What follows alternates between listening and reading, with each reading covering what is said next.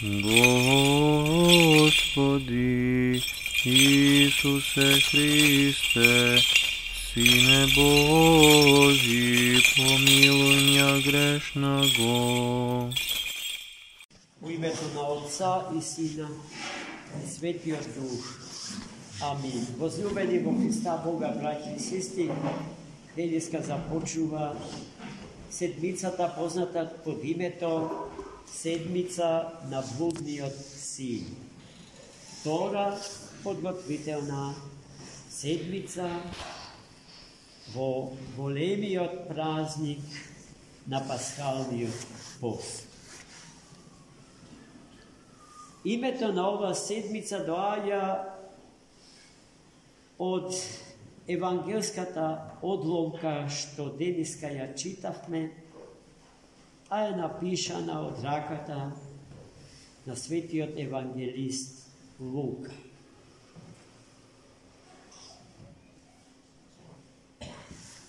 Темата на денешното евангелско четиво е богата, содржена, многуслојна. Од многу разни агли може да се гледа и до многу разнообразни заклучоци да се дојде. Денеска ние сакаме да ја согледаме во неа содржаната тема за личноста на Бога и личноста на човекот, за слободата на Бога и за слободата на човекот, за силата на покаянието и се разбира. Ништо од тоа не би можело да биде кажано како што треба, ако љубовта не ја ставиме најгоре, над сето тоа, на прво место. Ниту имаме личност, ниту имаме слобода, ниту имаме покаяние. Надвор од коридорот на љубовта. Денеска Христос на своите ученици со јазикот на параболата им раскажа една приказка за која што сите имаме најубаво мислење, има впечаток дека и најмногу сакаме да ја слушаме, бидејќи јавно или скриено секој од нас во таа приказка за блудниот син се наоѓа себе.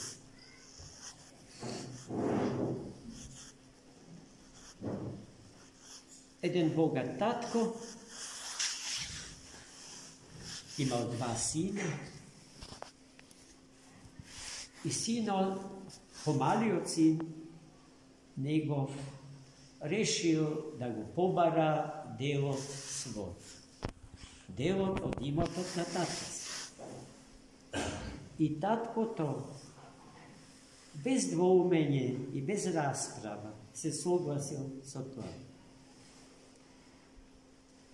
Во овој дел од параболата е содржана тезата на светиот апостол Павле дека љубовта Божја е безумна. Љубовта Божја кон човекот е безумна, безгранична, луда, непоимлива за логиката на умот човек. Па сите, колку толку знаеме од некои правни норми, според кој што тако битна делба не може да се случи пред смртта на родител. А гледајте, помалиот син се оснажил да излезе пред татка си и да побара нешто што во тој момент не му припада. А таткото, имајќи ја безумната љубов за која што зборува свети апостол Павле, ерос маникос, луда љубов Божја спрема човек, непоимлива за умот човечки. Неможно да се напика во претесните матрици на човечката логика. Прифат. Таткото веднаш прифат. И им го поделил имотот на двата сина. Со тоа што помалиот син веднаш се собрал што е негово, го напуштил татковиот дом и татковата земја и отишол во туѓина за таму да живее распусно и во блуд. И блудничајки со жени и предавајќи им се на страстите, го испотрошил сиот свој имот. За таа постапка на малиот син се крие и недостатокот на љубов во него кон својот родител. Никаква љубов, ниту грижа, ниту одговорност за својот стар и мудар татко. Во тугина безмилосно ги испотрошите пари, сиот имот, и веднаш потоа во истата таа земја се случиле големи потреси, тоа што ние денеска го викаме политички, економски, финансиски и секакви други кризи, поради што се живеело во невидена сиромаштва, бидејќи малиот син се што имал потрошил, се нашол во ситуација да се бори за гол биолошки обстанок, да преживе, да не умре од глад. И нашол пријател кој што го вработил кај себе како свиња. Ги напасувал свињите и бил страден, се вели во евангелската приказка, да се нахрани со корењата со кои што се хранеле свињите, но и нив ги нема.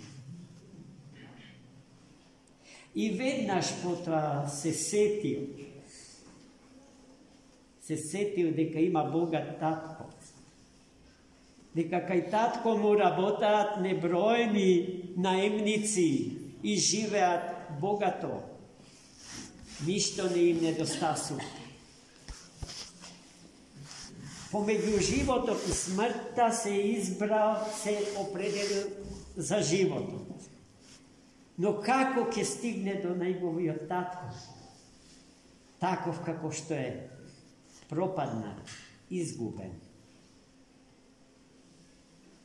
И се досетил, бидејќи во него се родило вистинско покајање.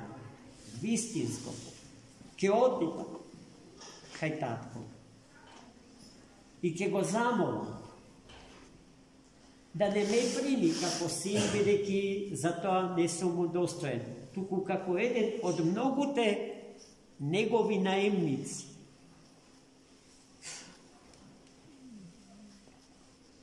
И ги кажа од златните зборови без кои што покаяние нема во животот на ниеден човек. Стани и оди. Почни, човече. Не философирај, не размислувај, туку стапи во конкретна евангелска акција. Направи нешто да се преобразиш себе си, да не си таков како што си. Ако е можно да му се удостоиш на татко, а таткото веќе забележувате во приказката има символичко значење, го има значењето на Бога визави нас, луѓето, неговите деца. i trgnul i stignal pred tatkoviot dom. I tatko to čul za doajanjeto na sinot i izlego da go prečeka svoj sin. Sinot mu bi upatil zborovite predmalku kaža. A tatko to gi viknal slugite svoj i zapovedal. Malečkio sin da go oblečat vo najskapoceni ruva i čevli, da mu stavat zlaten prsten na rakat i da zakovat ugojeno tele, za da se veselat i da se raduva, bidejki, ovoj moj sin mrtov beše i oživen, izguben beše i se najde. Tatko to mu se raduvaše na svoj sin tako kako što važno beše živ. I što je považno od se preobrazen, pokajan. Da li tatko to ke postapeše takav? Ako sinot dojdeše so podgotveno lukavstvo kako da go prevari, uštednaš svoj tatko. A Boga nikoj ne može da go izma. Za nas to i se zna. Za nas to i znaje 100% ne poznava. Nije sebe si nikogaš taka nema da se poznajeme kako što to ne pozna. I ne može nikoj Boga da go prelaže. Osven ludata ljubov njegova, njegovi od eros manikos, koji što svesno namerno gi prihvaća najludite ideji rodeni boglavata na čovjeka, za da nija spasi slobodata na ličnosta braće i sestri. Bog je sloboden po prirodu, a nije sme slobodni so slobodata primjena na dar od Boga. Slobodata Boga što egzistira prirodata Božja je nesozdadena. Naša ta je sozdadena. Vidiki ne mora da ja imam, no ja imam. I ta sloboda nije dar do koji što se događa so potkup ili na nekoj drug sramen način. Se dobiva na dar besplatno. Besplatno. I to što Gospod jednaš go dava na dar, nikogaš ne sekaje za to. Nikogaš ne se povlekuva. Nikogaš ne go odzema da denoto. A i načinot na koji što se služime sa toj dar, je predmet tokmu na naša ta lična sloboda. Bo načinot je naši od problem. Kako ja koristime slobodata kako dar Božji? Da li ja upotrebuvame ili ja zloupotrebuvam?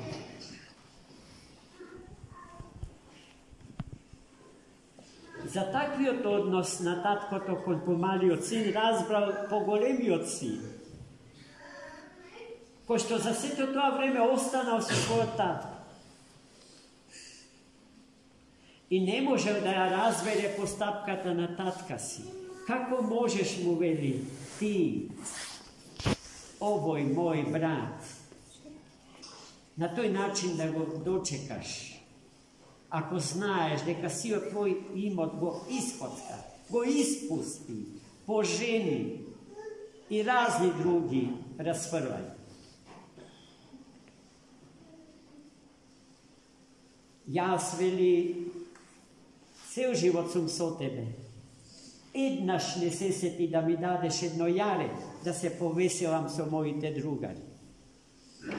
A na ovoj ugojeno tele za nego zakon. i ušte muzika, i igraš, i se veseliš tome. A tatko to i njemu mu veli. Sin, vlezivo radosta na tvoj vrat. Mrtov beše Jožef, izguben beše i sen. Zašto postario brat ne saka da vleze? Kade go vika Bog njegov? Da vleze vo radosta od carstvo to nebesno. A to ne saka. Zašto ne saka? Zarad pravdata štratira po svoj tel, zarad pravdata i zakonite što gi smislil vo umot svoj. A ne možat i ne smejat nikoga da se stavat nad ljubovta Božja. Što mu nedostasuva na postarioci? Isto taka ljubav. I njemu mu nedostasuva ljubav, kako što mu nedostasuva vaše ljubav na pomalio koga bezdušno i nadvorot sekoj reti poredok go pobara svojot del od imotot na tatkas. No vonego mo maličiot posle goremi iskušenja, posle pominuvanja nizoga, se rodi pokajanje i to se preobrazi, stana nov čovek. Dostojen da mu se raduva. Veliki Bog mu se raduva na vsekoj čovek ko što mu pokajanje žive, ko što saka da se promeni, da go promeni pravec od nadviženje. To isto to važeše i za sinov, postar, ko što so ništo ne smeješe da ja kupi ljubovta na svoj tatko. Pa gledajte, braći i sestri, i nije sme povikani, kako hristijani, kako naslednici Hristovi, da živeme kako ličnosti, kako što Bog ne tretira kako ličnosti, taka nije treba među sebe da se tretirame kako ličnosti. Da si ja počituvame slobodata lična, no i na drugijot.